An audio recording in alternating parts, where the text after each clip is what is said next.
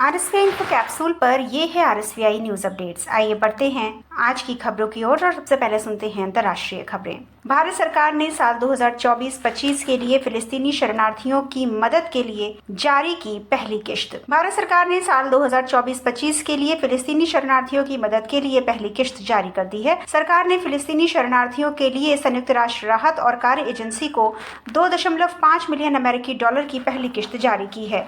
Gaza में जारी प्रदर्शन के बीच भारत फिलिस्तीन को इस साल 5 मिलियन अमेरिकी डॉलर की मदद करेगा। ट्रंप की सुरक्षा में चूक के बाद अमेरिका की सीक्रेट सर्विस पर उठे सवाल। एजेंसी ने स्वतंत्र समीक्षा में सहयोग का लिया संकल्प। अमेरिका में सुरक्षा नाकामी को लेकर बढ़ते दबाव के बीच अमेरिकी सिक्योरिटी एजेंसी ने कहा कि वो डोनाल्ड ट्रंप पर जानलेवा हमले के बाद स्वतंत्र समीक्षा में सहयोग करेगी। 78 वर्षीय पूर्व राष्ट्रपति पेंसिल्वेनिया में एक रैली को संबोधित कर रहे थे, तभी हमलावर ने उन पर कई राउंड गोलियां चलाई। इस गोलीबारी में पूर्व राष्ट्रपति घायल हुए थे।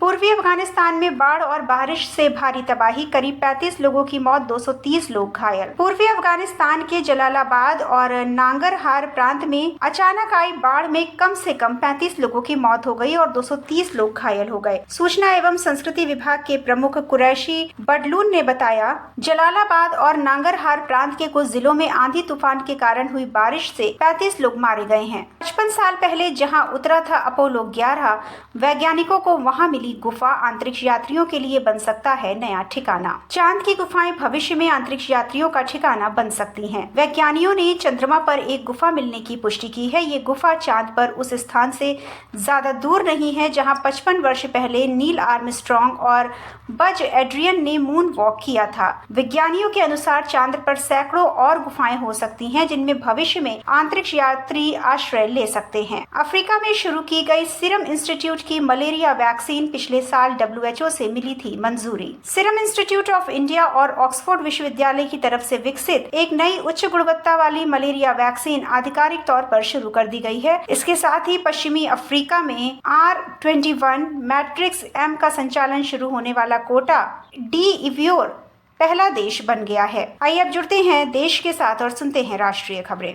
हिंसक बयान को लेकर भाजपा और कांग्रेस के बीच जुबानी जंग तेज, ट्रंप हमले का जिक्र करते हुए एक दूसरे पर कसा तंज। अमेरिका के पूर्व राष्ट्रपति डोनाल्ड ट्रंप पर हमले का जिक्र करते हुए भाजपा ने आरोप लगाया है कि भारत में इस तरह INDIA गठबंधन और कांग्रेस प्रधानमंत्री नरेंद्र मोदी और भाजपा कार्यकर्ताओं के खिलाफ हिंसक बयान दे रहे हैं। भाजपा के राष्ट्रीय प्रवक्ता शहजाद पूनावाला ने कहा कि सवाल उठता है कि अमेरिका जैसे लोकतंत्र में ऐसी कौन सी परिस्थिति थी जिसके कारण ये राजनीतिक हिंसा हुई और कैसे इतना घृणित और हिंसक माहौल बनाया गया।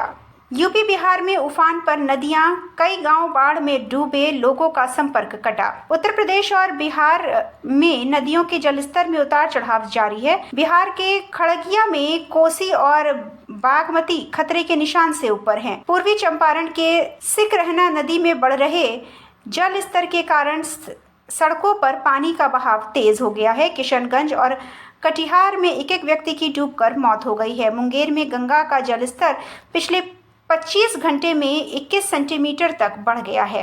ड्रग्स पर अब लगेगी लगाम, देश की पहली राष्ट्रीय नारकोटिक्स हेल्पलाइन की शुरुआत करेंगे अमित शाह। केंद्रीय गृह एवं सहकारिता मंत्री अमित शाह 18 जुलाई को नई दिल्ली में नार्को कोऑर्डिनेशन सेंटर की 7वीं बैठक की अध्यक्षता करेंगे। गृह मंत्री देश की पहली राष्ट्रीय नारकोटिक्स हेल्पलाइन मानस की शुरुआत करेंगे।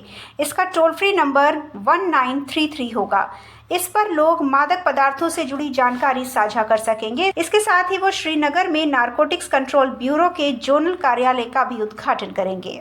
सभी विमानों इंजन के कलपुर्जों पर एक समान 5% IGST दर लागू। केंद्रीय नागरिक उड्डयन मंत्री किंजरापू राममोहन नायडू ने सभी विमानों और विमान इंजन भागों पर 5% की एक समान IGST दर लागू करने की घोषणा की है। नागरिक उड्डयन मंत्रालय के एक बयान के अनुसार ये निर्णय भारत के रखरखाव, मरम्मत और ओवरहॉल उद्योग को वैश्विक विमानन केंद्र बनाने की दिशा में एक महत्वपूर्ण मील का पत्थर है। इस फैसले के पीछे नागरिक उड्डयन मंत्रालय की तरफ से एक कारण बताया जा रहा है कि इससे परिचालन लागत में कमी आएगी और कर क्रेडिट के मुद्दे हल होंगे और निवेश आकर्षित होगा। अफ्रीकी देशों से इस साल आएगी चीतों की नई खेप। मध्य प्रदेश और राजस्थान के अभयारण्य हो सकते हैं नया ठिकाना। शुरुआती झटके के बाद चीता प्रोजेक्ट फिलहाल अब संकट से उबर आया है। देश में इनकी संख्या न सिर्फ बढ़ रही है बल्कि वो यहाँ के वातावरण में अब पूरी तरह से रच बस भी गए हैं। यही वजह है कि प्रोजेक्ट के तहत अफ्रीकी देशों से चीतों की नई खेप को लाने की तैयारी शुरू कर दी गई है। जो संकेत मिले हैं उसके तहत केन्या या फिर दक्षिण अफ्रीका से ये नई खेप लाई जाएगी, जो इस साल के अंत तक यानी कि अक्टूबर-नवंबर तक आ सकती है। राज्यसभा में 90 से कम हुई भाजपा की संख्या, उपचुनाव के बाद बढ़ेगी ताकत। पिछले कुछ वर्षों में पहली बार राज्यसभा में भाजपा के सदस्यों की संख्या 90 से नीचे आ गई है। हालांकि मौजूदा रिक्तियों को भरने के लिए होने वाले उपचुनाव के बाद भाजपा और उसके सहयोगी दल न सिर्फ हालिया नुकसान की भरपाई कर सकेंगे बल्कि अपनी स्थिति को और मजबूत बना सकेंगे। आइए अब जुड़ते हैं खेलों के साथ और सुनते हैं खेल जगत से जुड़ी मुख्य खबरें। चैंपियंस ट्रॉफी 2025 को लेकर पीसीबी का नया फरमान। पाकिस्तान में अगले साल चैंपियंस ट्रॉफी का आयोजन किया जाना है, लेकिन इससे पहले इसे लेकर विवाद होता नजर आ रहा है। भारतीय क्रिकेट कंट्रोल बोर्ड ने साफ कर दिया है कि वो अपनी टीम पाकिस्तान नहीं भेजेगा। बीसीसीआई ने कहा है कि आईसीसी चैंपियंस ट्रॉफी को हाइब्रिड मॉडल पर पिछले साल एशिया कप कराया गया था, लेकिन पाकिस्तान इसके लिए राजी नहीं है और अब उसने एक नई मांग रख दी है। पीसीबी चाहता है कि बीसीसीआई लिखित में सबूत दे कि भारत सरकार ने सुरक्षा मानकों की बात करते हुए अगले साल चैंपियंस ट्रॉफी में भारत को भेजने से मना कर दिया है। पीसीबी साथ ही चाहता है कि इस मामले को जल्द सुलझा लिया जाए, क्योंकि ये चैंपियंस ट्रॉफी अगले साल मार्च में खेली जानी है। ये थी अब तक की प्रमुख खबरें। अगली खबरों के साथ जल्द होगी मुलाकात। सुनते रहिए RSVI इन्फो कैप्सूल और इंफोटेनमेंट के सफर में रहिए हमारे साथ।